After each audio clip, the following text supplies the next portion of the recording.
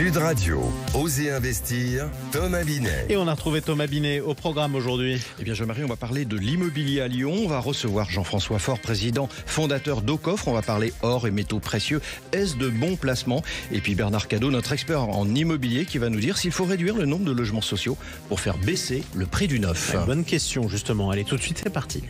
Au cœur des quartiers pour mieux vous conseiller, le réseau Century 21 et ses 960 agences immobilières vous présentent Sud Radio, Osez investir, le conseil de la semaine. Thomas, cette semaine, vous allez nous parler du marché de l'immobilier à Lyon et comment il se porte. Eh ben, pas vraiment très bien en définitive, parce que la Chambre des commerces, la Chambre des notaires, du Rhône, a présenté le 4 avril dernier les chiffres sur les 12 derniers mois.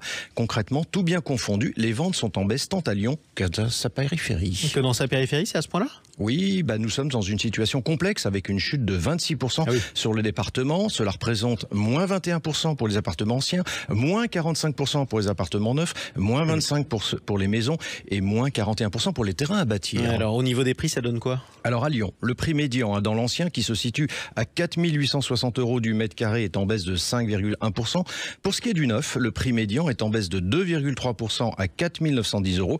Quant aux maisons anciennes dans le Rhône, les prix sont en baisse de 7,3 avec un prix médian de 378 000 €. Alors, pour mémoire, quand même, le prix médian indique que la moitié des transactions ont été conclues à un prix inférieur et l'autre à un prix supérieur du prix médian. C'est pas une moyenne. Ouais, alors, les ventes et les prix, effectivement, sont en train de plonger. Est-ce que ça veut dire que le proche avenir est morose ? Pas certain. Le petit vent de la reprise souffle sur le marché propulsé par la baisse des taux d'intérêt. Le printemps qui vient de démarrer donnera le tempo pour les prochains mois. Exactement, et on rappelle d'ailleurs, vous vous rappelez ou pas la fréquence à Lyon de Sud Radio ? Non. La nouvelle fréquence, alors Thomas Binet, vous qui n'avez que des chiffres en tête, mais j'ai que ça. 105.8 FM, c'est comme ça qu'on écoute Sud Radio sur le FM dans la ville de Lyon. Allez, tout de suite, on accueille votre invité, puisqu'on a le plaisir de recevoir sur Sud Radio Jean-François Faure, qui est président fondateur d'Aucoffre. Alors c'est une plateforme digitale qui est dédiée à la conservation, à la transaction de métaux précieux. Bienvenue à vous, vous êtes l'invité de Thomas Binet. Jean-François Faure, on va s'intéresser dans un instant à votre société Aucoffre, mais d'abord, est-ce que l'or est toujours une valeur refuge, parce qu'on la présente toujours comme telle en fait ? Eh bien, rien n'a changé. En 5000 ans, je vous l'annonce, l'or est toujours une valeur refuge. Alors malheureusement, on en voit les grandes quantités quand des choses graves se produisent, des attentats, des guerres. Et là, typiquement, en ce moment, c'est exactement ce qu'il se passe avec les bombardements au Moyen-Orient. Ça veut dire que c'est un placement long terme, automatiquement ? Alors, plutôt utilisé dans une logique de long terme. En tout cas, si on est un particulier, le particulier, la logique d'acheter de l'or, c'est idéalement de l'utiliser en cas de vrai coup dur. Mais l'idéal, c'est tout simplement de pouvoir le transmettre. Et donc, le transmettre, on est sur du long terme. Idéalement et à minima 22 ans, pour des raisons fiscales. 22 ans, d'accord. Alors, à partir de quelle somme, Jean-François Faure, on peut investir dans l'or ? Alors, contrairement à ce que l'on pourrait penser, il n'y a pas vraiment il n'y a pas de palier minimal. Et c'est ça qui est très intéressant. Souvent, les gens s'imaginent que justement, pour pouvoir entrer dans l'or, il faut avoir les moyens de se payer un lingot. Pas du tout. L'or, vous pouvez l'acheter à partir du moment où il est divisible de manière minimale. Alors, la division minimale de l'or, physique en tout cas, on va dire que c'est 1 gramme. Donc, globalement, aujourd'hui, vous pouvez acheter de l'or pour à minima 80 €. Et c'est ça qui est finalement intéressant. Ce que vous nous dites là, très concrètement, c'est que le ticket d'entrée, c'est 80 € en fait. Oui, le prix d'un gramme d'or. Alors évidemment, ce gramme d'or, comme il est matérialisé, il y a des frais de frappe, etc. Donc c'est pas strictement 70 € comme aujourd'hui on pourrait le payer si on le payait au prix du gramme d'or pur. Il a été frappé, estampé, il a peut-être même un design qui fait qu'il y a un artiste à payer. Et donc voilà, il faut compter entre 80 et 90 €.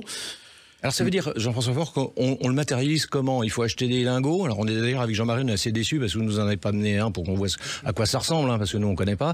Ou c'est des pièces de monnaie, c'est quoi concrètement ? Alors oui, ça se matérialise sous forme de lingots et de pièces, mais nous, sans donner de conseils, on flèche les bonnes pratiques. Et la bonne pratique, c'est plutôt d'acheter des pièces parce que elles ont déjà une taille qui est très adaptée contrairement au lingot. Un lingot de 1 kg, c'est un petit peu compliqué. Si vous avez besoin, je sais pas, vous avez un coup dur et il vous faut 5 000 € très vite. Mais votre lingot, il en fait 70 000. 70 000 €. Oui, tout à fait. Oui, effectivement. Donc là, c'est on ou off, c'est 0 ou 70 000. Ça, c'est pas très intéressant, c'est pas subdivisible. Alors que si vous avez un lot de pièces, eh bien, vous pourriez, par petites touches, une pièce après l'autre. Et puis, au passage, profiter de la bonne valeur au bon moment. Parce que votre lingot, quand vous le vendez 70, qui vous dit que vous le vendez au bon moment? Peut-être pas. L'avantage de la pièce, c'est qu'elle, par nécessité, vous la vendez au bon moment, puisque c'est le moment où vous en avez besoin. Et c'est à ça qu'il faut faire attention et qu'il faut cibler. On voit bien que l'or bat tous les records, encore actuellement. Est-ce à dire que c'est le moment de vendre pour ceux qui en possèdent? Alors là, c'est un raisonnement de quasi-trader, voire de trader du dimanche. Parce qu'on pourrait, oui, se dire, l'or est très élevé. Ramasser sa mise, oui. Ramasser sa mise. Mais l'or, par définition, on le vend qu'une fois. Alors c'est un raisonnement qui est très paysan, mais on le vend qu'une fois. Ça veut dire que si vous l'avez vendu, vous ne l'avez plus. Et quand on est sur un or qui est plutôt dans une logique de protection, vous allez devoir vous en racheter. Mais comme vous n'êtes pas trader, quel va être le bon moment d'en racheter? Donc vous allez attendre ce qu'on appelle une consolidation en termes boursiers. Ça, vous ne savez pas le maîtriser parce que vous ne suivez pas les marchés et grand bien vous en fait. Donc non, l'or, en fait, on le vend pas nécessairement maintenant, sauf si on a un besoin impérieux. Et lorsque l'on souhaite, c'est pouvoir le transmettre à la génération qui suit au-delà de toute vente, qui, elle, ne serait poussée que par un désir impérieux, un besoin impérieux. Au coffre, c'est une plateforme. En d'autres termes, pour que nos auditeurs comprennent bien, on se connecte, on peut acheter ou vendre l'or entre particuliers. C'est ça aussi, et vous êtes une forme de tiers de confiance dans ce schéma-là. Est-ce que j'ai bien résumé? Est-ce que vous pouvez compléter justement ce que vous faites? C'est tout à fait ça, et pour que l'on comprenne comment on fonctionne, alors tout d'abord, il faut savoir que l'or que ces clients, des particuliers achètent ou vendent entre eux, c'est de l'or strictement physique, donc des pièces, des lingots, que l'on stocke dans une infrastructure de haute sécurité. Aujourd'hui, on conserve plus de 500 millions d'euros de valeur or pour nos clients. Donc c'est dans des endroits sécurisés. Dans des endroits sécurisés. Donc c'est entre 7 et 8 tonnes d'or, c'est plus de 70 tonnes d'argent métal. Voilà, tout individualisé au nom de nos clients. Et l'intérêt, c'est que cet or ne bouge pas. La seule chose qui est active et qui est mobile, ce sont les transactions. C'est-à-dire que une pièce d'or, par exemple un Napoléon, il va être numéroté, il est dans un système qui le préserve, et tous les jours, peut-être que potentiellement, il va changer de client. Et c'est ça qui est très bien. Et je vous donne un exemple, c'est pendant le grand confinement, tout le monde était chez soi, impossible d'acheter ou de vendre de l'or, sauf sur une plateforme comme la nôtre, puisqu'à ce moment-là, vous pouviez vous connecter, vous pouviez décider de vendre votre or parce que vous en aviez strictement besoin. C'était une période difficile, vous avez peut-être besoin de cash sur votre compte en banque et vous ne pouviez pas sortir de chez vous. Et c'est là où un système comme le nôtre permet de digitaliser quelque chose qui est strictement physique. Merci à vous, Jean-François Faure. Et Jean-Marie, vous savez, il y a une expression toute faite qui dit que l'or, c'est l'assurance incendie du patrimoine. C'est une belle expression. Je croyais que vous alliez dire le silence est d'or, mais mais la parole est d'argent. Et oui, ce serait mal tombé malgré tout aujourd'hui. Merci à vous, Jean-François Faure, d'être passé du côté de Oser Investir sur Sud Radio. Je rappelle que vous êtes le président fondateur d'Aucoffre. Tout de suite, on explique quelque chose. Intergestion REM, spécialiste de l'épargne en SCPI depuis plus de 30 ans, présente Sud Radio, Oser Investir, le coin de l'expert. Et on accueille notre expert Bernard Cadot, consultant en immobilier. Avec Bernard Cadot, vous allez vous pencher, Thomas, sur la situation de l'immobilier neuf et faire un parallèle avec le logement social. Oui, Jean-Marie, parce que nous allons essayer de répondre à cette question qui est de savoir s'il faut réduire le nombre de logements sociaux afin de permettre au prix du neuf de baisser. Alors Bernard, quelle est votre position sur ce sujet? La réponse est bien sûr non. C'est évident. L'idée pourrait sembler intellectuellement intéressante au motif que les promoteurs répercutent sur les ventes privées tout ou partie de la marge dont ils sont privés par le social. Mais elle ne résiste ni à une analyse économique et sociale, ni au bon sens. Mais pour autant, Bernard, quelle est la situation actuelle du social en France ? N'oublions pas qu'il manque actuellement 2 millions de logements sociaux en France et que 70% des locataires du parc privé seraient éligibles au logement social, pour autant que l'offre exista là où est la demande. N'oublions pas non plus que la loi régit le logement social et notamment, depuis la fameuse loi Allure, la quotité de ces logements dans chaque commune avec un minima de 25%.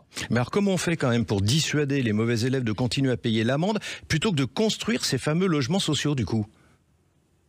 Il faut quand même prendre conscience qu'il n'est pas si facile que ça de construire dans un délai très court suffisamment de logements pour combler ce déficit. Alors, moi, je propose 3 pistes qui méritent, à mon sens, d'être explorées. La première, c'est raisonner au niveau du bassin de vie plutôt qu'aux strictes limites d'une seule commune. La seconde, c'est de calculer les 25% de logements sociaux par opération et non pas au niveau de la commune entière. Et puis enfin, la dernière, donner aux maires plus de latitude quant à l'attribution des logements de leur commune. Et un second sujet, Bernard, quand même, ce qui est plutôt d'ailleurs un serpent de mer, qui agite le débat sur la rotation du parc social. Les locataires bénéficient-ils d'un bail à vie ? Alors, la loi répond que non, et elle permet d'ajuster le loyer si les ressources du locataire ont significativement changé. Mais rien concernant les logements, par exemple, de 4 ou 5 pièces qui seraient occupés par une seule personne, pendant que des familles entières attendent, par exemple.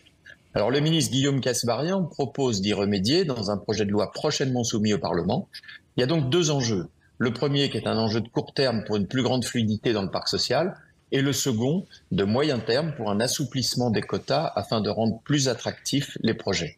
Oui, tout ça reste aussi un serpent de mer politique. En tout cas, merci à vous Bernard Cadot et merci à vous Thomas Binet. On vous retrouve dimanche prochain. Avec un petit peu de sirop pour la toux d'ici là. Hein. Eh ben absolument. Ouais, c'est piégeux, le retour du printemps. Hein, c'est piégeux, Thomas. Vous n'êtes pas le seul dans ces cas-là. Allez, à bientôt Thomas.